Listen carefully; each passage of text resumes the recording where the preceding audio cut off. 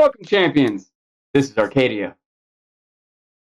All right, so again, our big picture story is covering the three main dynamics: the regular people playing the game, and their dilemmas in their community, and then the company GodTech that makes the game, and their dilemmas in their community, and then the game itself. And in the game itself, it's like a fantasy adventure game. I think I mentioned before, it's probably easiest to compare it to World of Warcraft or D&D or something, where there's going to be knights on horses and people with magic spells and princesses and kings and all that stuff. And within that world, there's going to be different sorts of adventures and dilemmas and directions that characters can go. If you've played any kind of big sprawling video games like this, you got some idea of what it's like, and if you've watched any kind of fantasy movies, you got some idea what it's like. But we're trying to subvert some expectations. We're trying to do something a little unique. Just like anyone who makes a video game doesn't want to do the same old thing. So the video game we've made for our series, we also want to be kind of stand out. And in this world, Treya, that's the world of the game of Omen, one land, one kingdom or nation is Ignis. And Ignis is run by a royal family, the Fixhansers, which is a little bit of a tongue twister sometimes, so forgive me if I stumble through it. And one character, Flint, he's a prince, but not the heir apparent. But he's the character that we focus on a good amount. And he's interesting because he's trying to be pacifistic. In this world that kind of, props up glory in battle, he wants to avoid battle. He thinks that you should try to find a diplomatic way out around things. You should be looking for forgiveness. This world has its own religion. Jonas is the god of this world, or at least the god of one religion of this world that some people worship. And he kind of takes it to heart and really wants to do the things that Jonas says, which don't include, vengeance and murder and war and combat and stuff like that.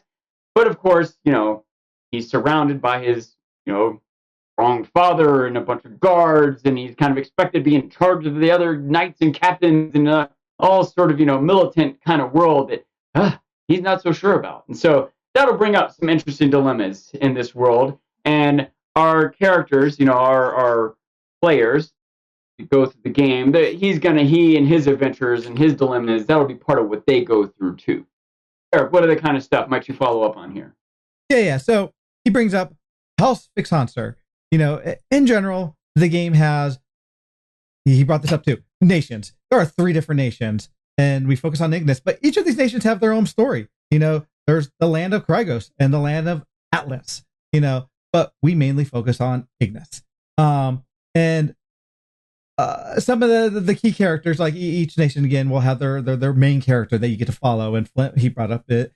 Flint Fixhanser is one of them, but he has also a brother, Prince Matthew, and a sister, Princess Nova, and his father, King Eldarion. And he has to find how does his views affect his relationships with his family.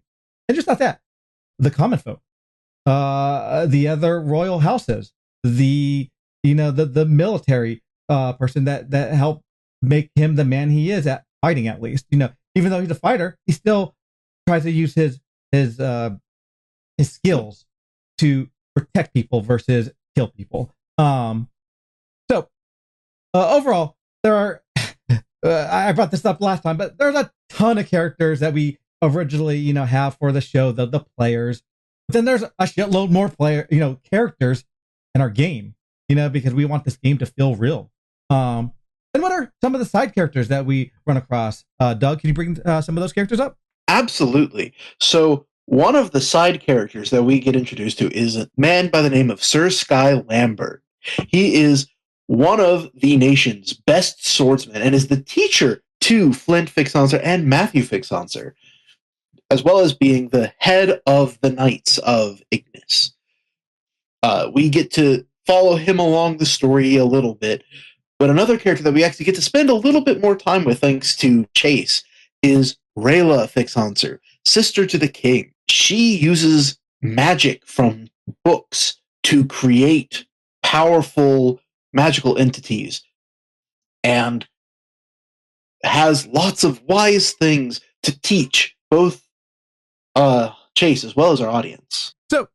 So far, we've talked about the overallness of the nations. We talked about also the royal family, Fixhanser, and even some of the side characters in this game. But we haven't talked about one important antagonist of at least the game, and that is the bandits. Yeah, the bandits are kind of the followers of the Apocrypha of Jonas, and they do very much live by their own set of rules and ideals, and they are in many ways a good foil to the champions of Drea.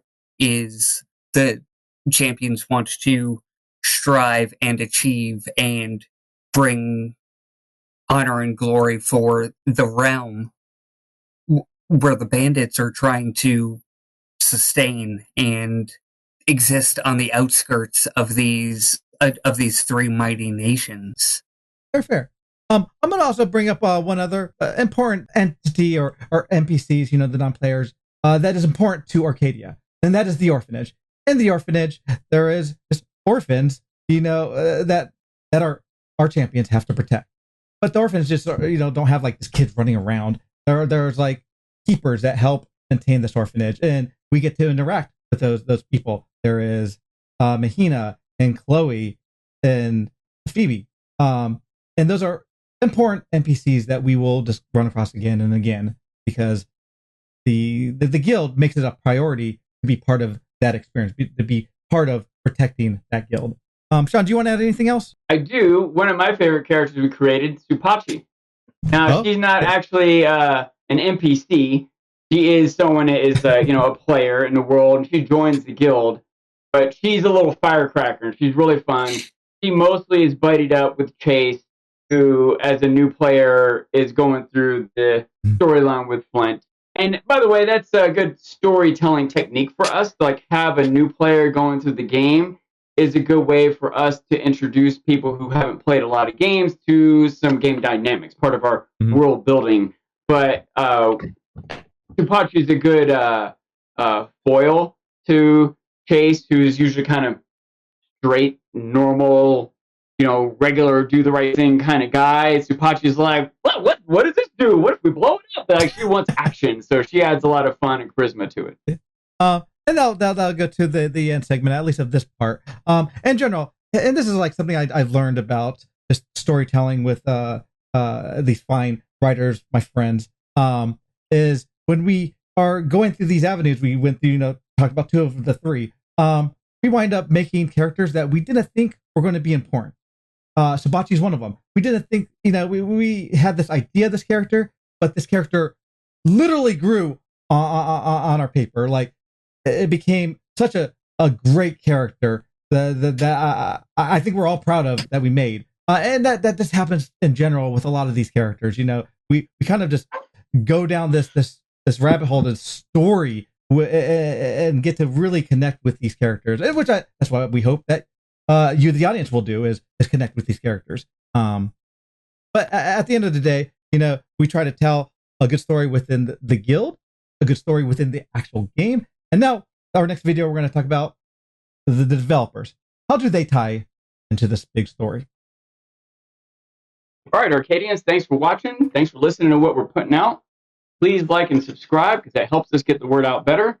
And reach out to us. Leave a comment. Find us on other social media. We really want to engage with you. And in the meantime, stay ever vigilant.